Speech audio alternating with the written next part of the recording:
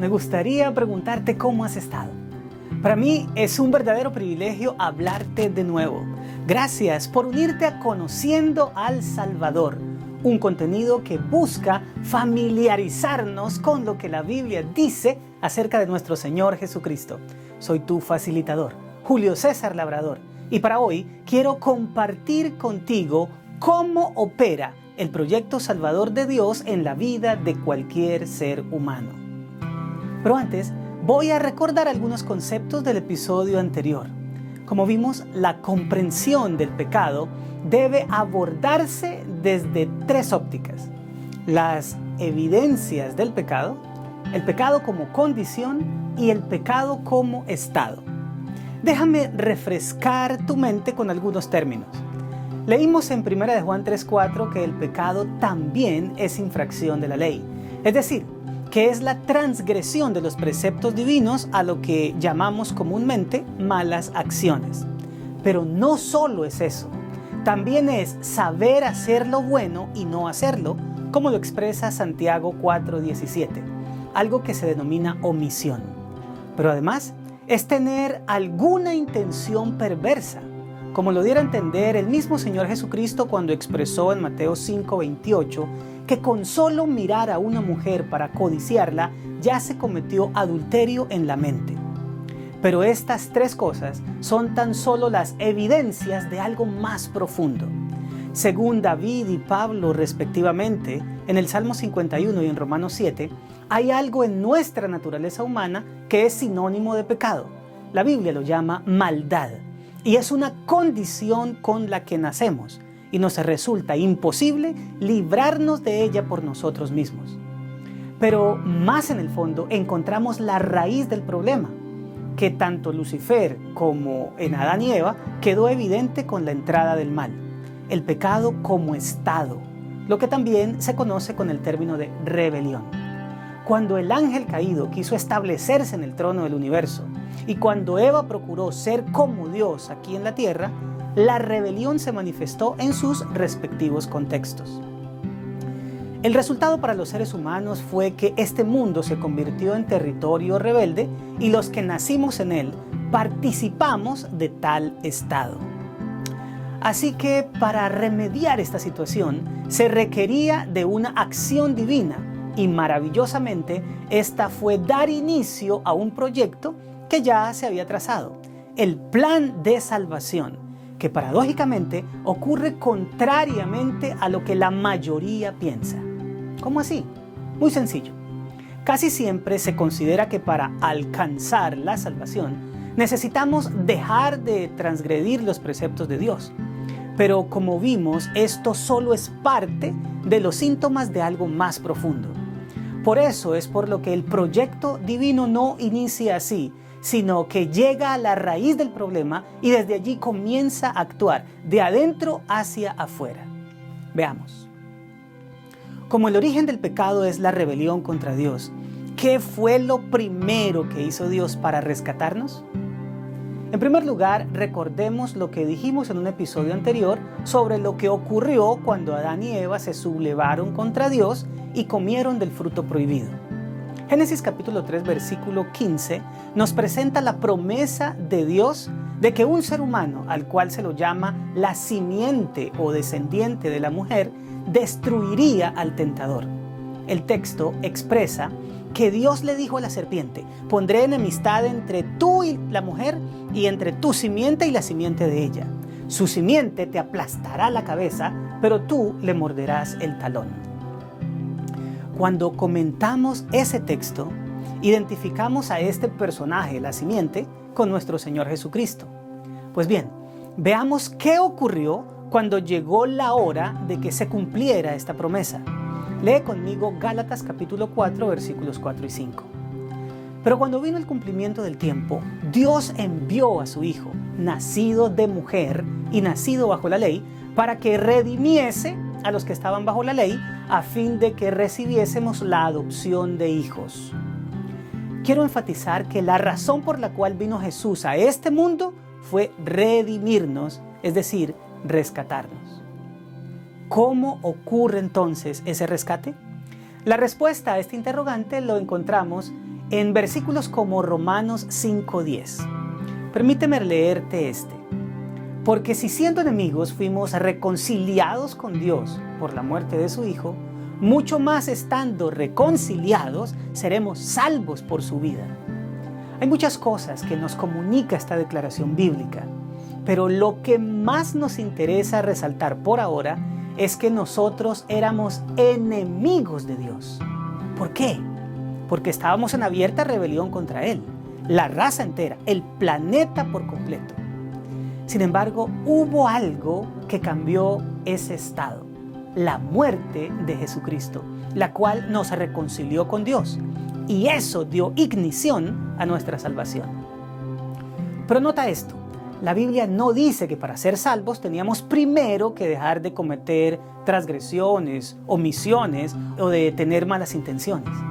El escritor inspirado expresa que en primera instancia fuimos reconciliados con Dios, y estando así fue como pudimos tener acceso a la redención.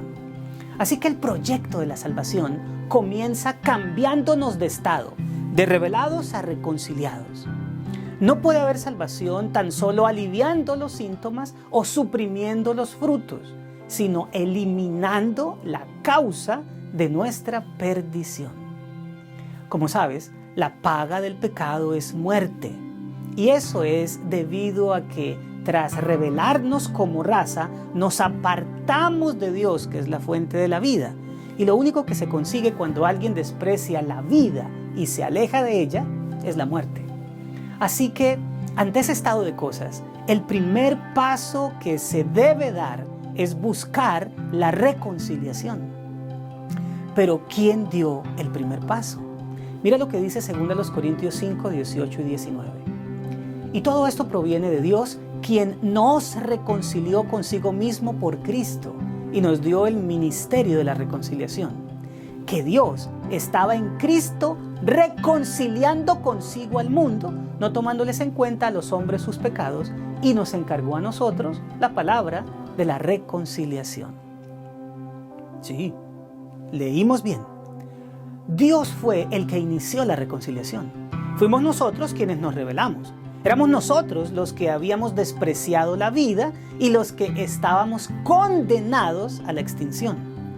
Pero fue Dios quien inició el proceso de reconciliación porque el plan de rescatarnos siempre fue suyo. ¿No es increíble? Más que eso, es incomprensiblemente maravilloso. Así que el proyecto divino de la salvación comienza con cambiarnos de estado para que ya no seamos enemigos y rebeldes, sino reconciliados e hijos. Y esto nos lleva a la siguiente pregunta. ¿Qué hace Dios con nuestra condición de maldad? Es decir, con nuestra naturaleza caída. Ten la gentileza de acompañarme en la lectura de 2 Corintios 5, 16 y 17. De manera que nosotros de aquí en adelante a nadie conocemos según la carne. Y aun si a Cristo conocimos según la carne, ya no lo conocemos así.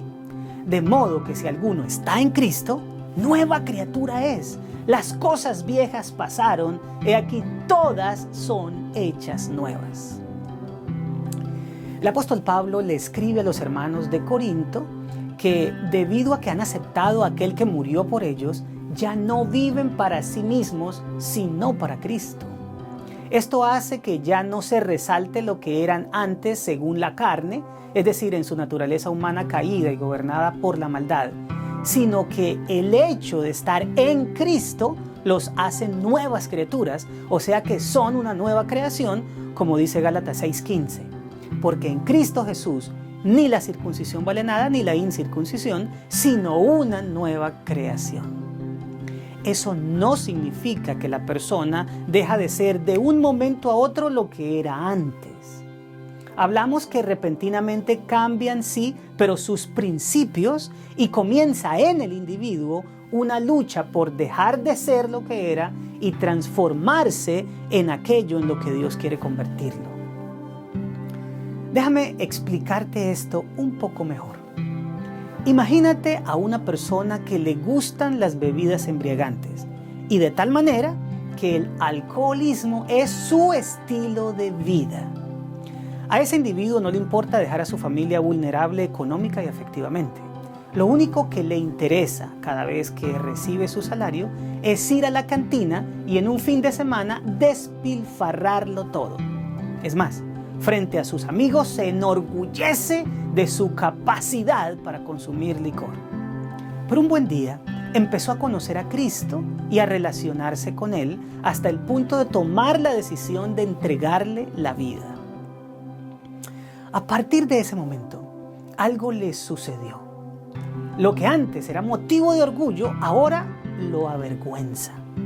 La bebida lo sigue atrayendo, pero se siente mal por esa tendencia. Antes bebía y su conciencia no se afectaba. Ahora sufre porque quiere dejarla definitivamente y le resulta difícil. Y si en algún momento llega a tomar un trago, puede incluso llorar como señal de verdadero arrepentimiento. ¿Qué le pasó?